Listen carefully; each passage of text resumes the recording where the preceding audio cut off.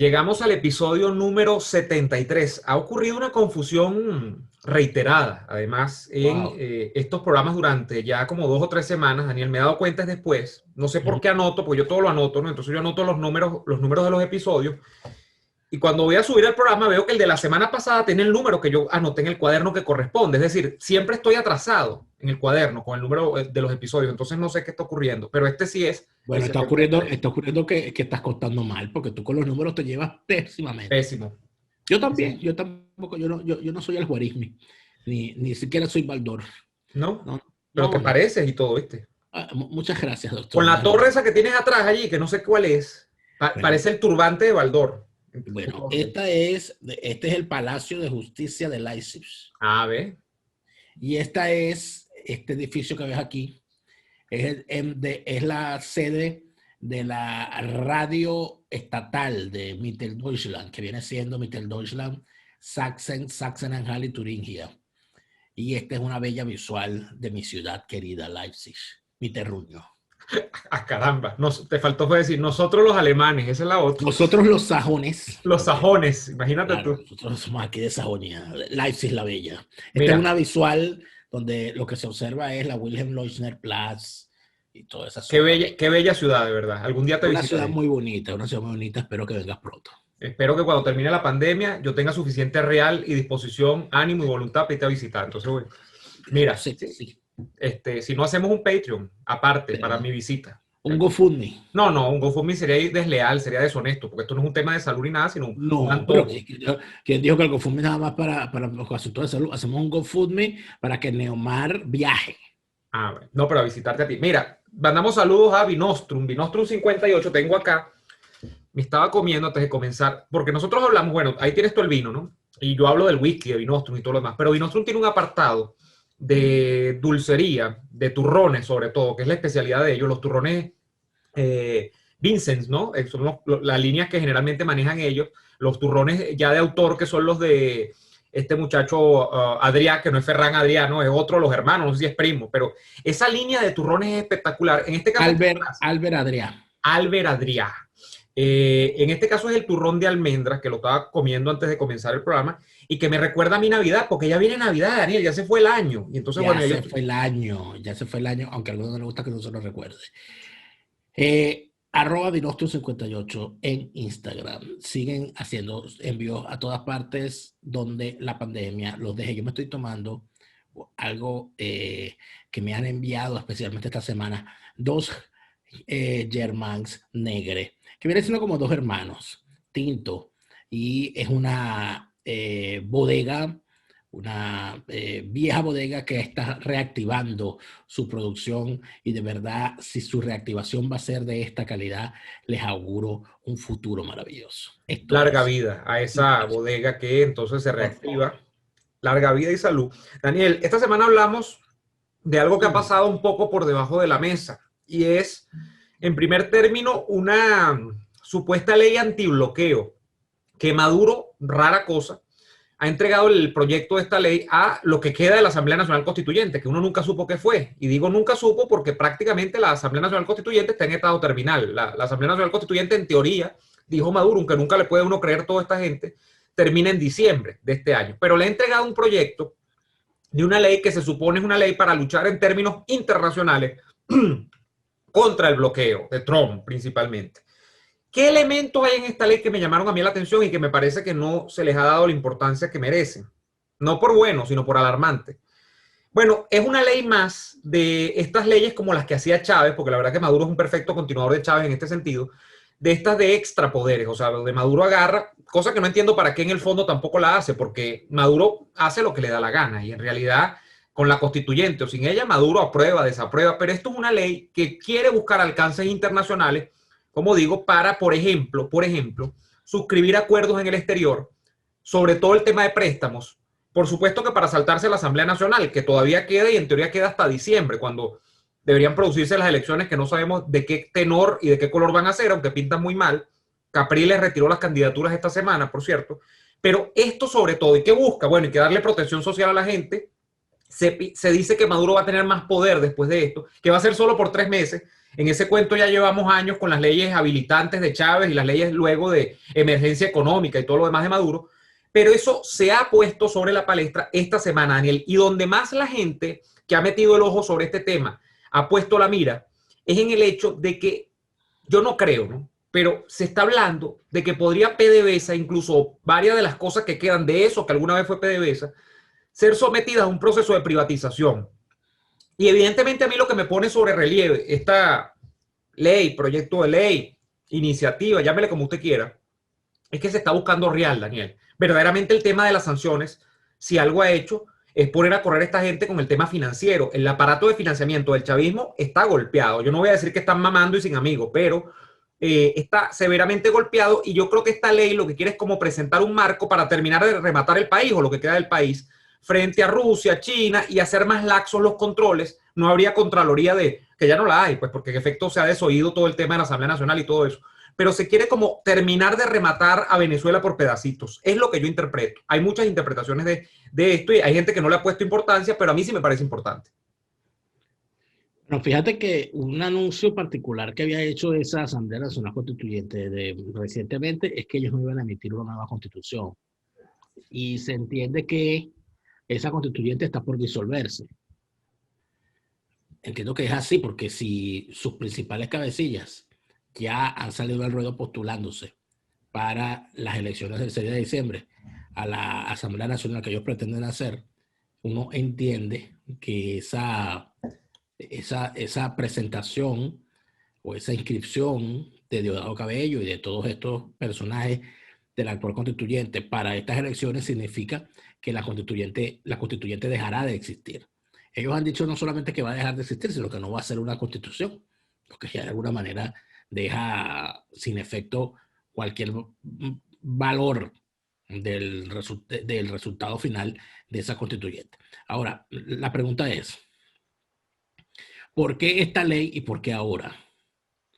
¿Y hacia dónde vamos? Bueno, la única manera, bueno, no la única manera, pero la manera que a mí me parecería acertada de revisar en todo esto es el tener siempre en cuenta que no estamos frente a un problema político ni estamos frente a una iniciativa legislativa. El régimen criminal hace todo lo que esté a su alcance para permanecer en el poder, hace todo lo que esté a su alcance para oprimir a sus gobernados y además de eso hace todo lo que esté a su alcance para eliminar cualquier resquicio por el cual se pueda colar elementos que puedan hacerle daño al régimen y obstaculizar su permanencia en el poder. Yo creo que es de eso lo que se trata. Que van a hacer, que en vez de hacer una constitución, van a hacer una ley supraconstitucional que puede ser cambiada a despecho de sus gustos por el presidente de la República o por quien haga sus veces. Bueno, pareciera que es a eso lo que van. Pero fíjate que si nos ponemos a revisar, ha sido triste el destino de las leyes sobrevenidas que el chavismo ha intentado lanzar en los últimos años como instrumentos de represión. Una de ellas, por cierto, o mejor dicho, dos de ellas han sido fundamentalmente instrumentos para perseguir y para meter gente a la cárcel. Entiéndase, la ley del financiamiento contra el terrorismo y la ley contra el odio. Esas son dos normativas que el chavismo con bombo y platillo aprobó en el pasado, sin discusión, por cierto, porque la ley contra el odio la emitió Delcy Rodríguez en la Asamblea Constituyente sin mayor discusión. Y la ley de financiamiento contra el terrorismo, que prácticamente convierte en terrorista a todo aquel que sea capaz de decir que está en desacuerdo con el chavismo. Todo el que haga oposición al chavismo es un terrorista según la ley de financiamiento al terrorismo. Vistas así las cosas, el planteamiento final vendría siendo entonces, ¿qué destino va a tener esta ley y para qué la están aprobando en este momento y por qué? Bueno, seguramente le quedan algunos personajes a los cuales les toca purgar.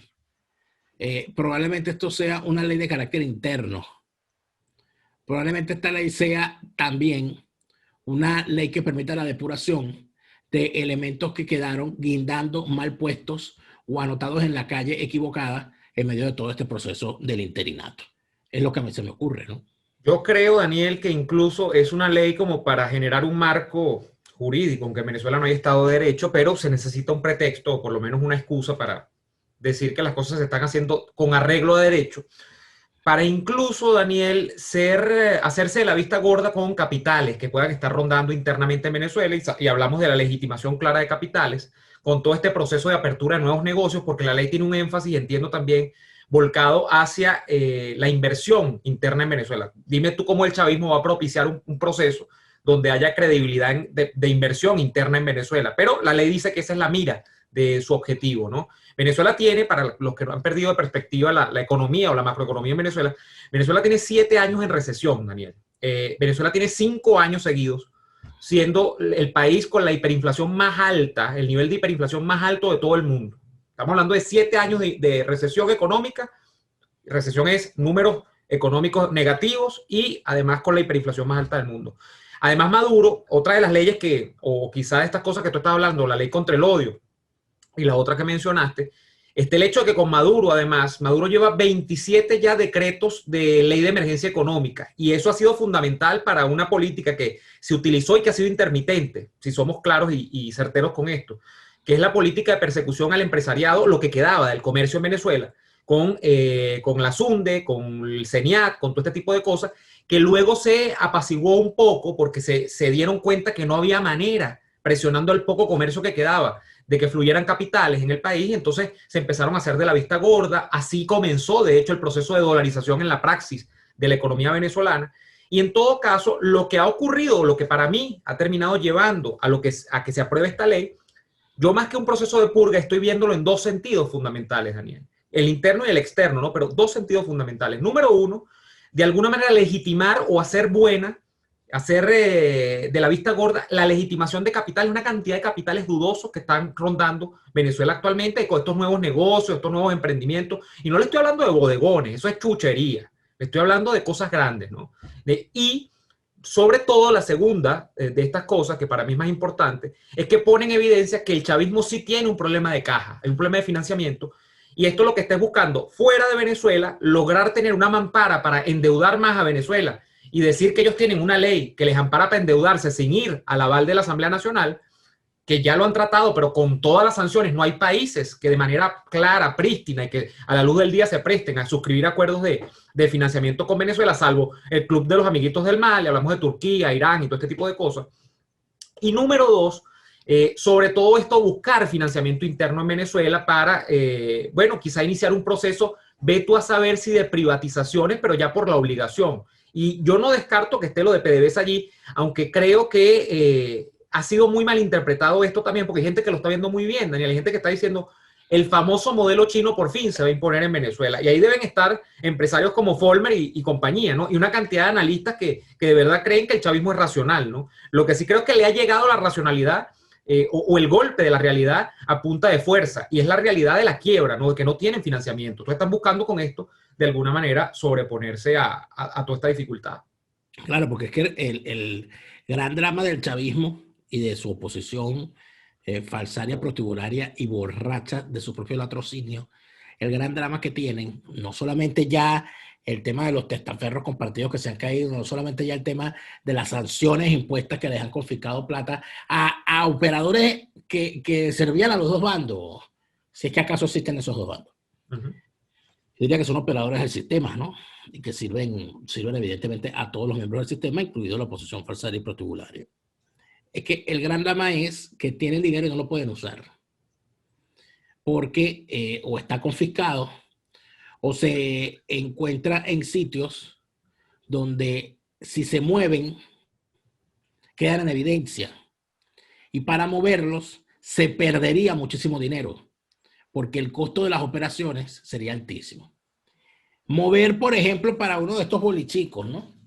El dinero que tienen en los Estados Unidos, moverlo a Venezuela sería prácticamente imposible, porque no hay forma de tener en Venezuela cuentas en dólares o cuentas en divisas. Bueno, te tengo una noticia. Es uno de los grandes dramas que tiene el chavismo, ¿no? Esta semana se ha conocido, y esto creo que es en el marco de esta iniciativa de Maduro, Banesco va a permitir, y ya está permisado, me imagino que por la asociación bancaria y todo lo demás, le han permisado la idea y la iniciativa de abrir cuentas en dólares en Venezuela a clientes de Banesco. no sé cómo va a ser. Claro, pero ya esas iniciativas se han presentado en otras oportunidades, Neomar, y han fracasado, Sí, porque todas ellas descansan sobre... los bancos viven de la confianza que se tienen ellos. O sea, usted pone su dinero en un banco porque confía que en ese banco su dinero está bien cuidado. En tal sentido, pregunto yo, ¿usted va a sacar el dinero que tiene en el Bank of America y lo va a meter en Banesco, en Venezuela? A menos que usted esté amenazado de que en el Bank of America se lo quiten y usted decida llevárselo al Banesco.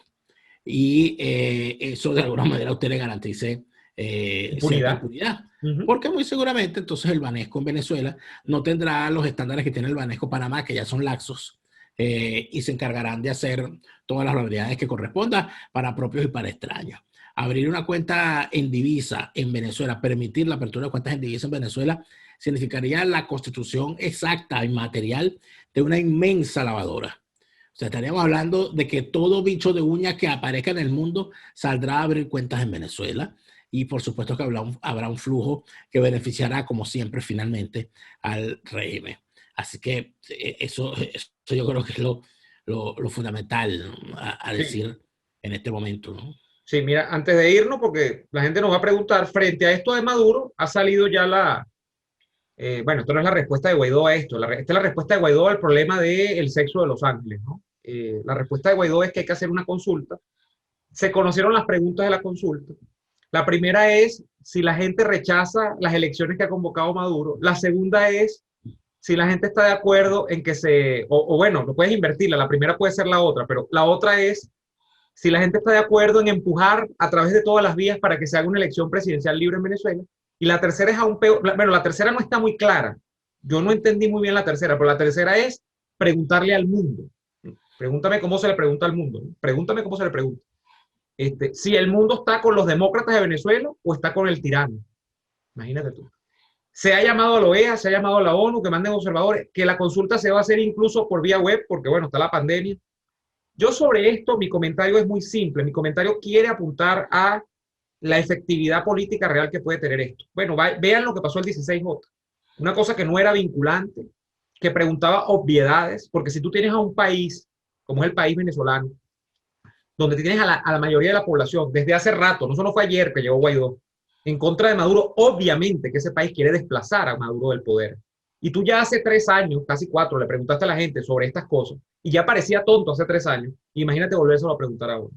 Entonces, la vinculación que puede tener ese resultado que se va a dar a través ahora hasta de medios electrónicos con la realidad, primero es nula y segundo son obviedades. De manera que para mí esto no tiene ni sentido. Yo no sé si tú leíste las preguntas estas y de verdad, ¿qué se está buscando acá? Porque hay interpretaciones feas, Daniel. Hay gente diciendo cosas como las que tú has dicho, que se están cumpliendo pasos incluso para que una gente se quede con una plata por organización de este evento electoral, como siempre, porque cada vez que hay una elección hay una plata.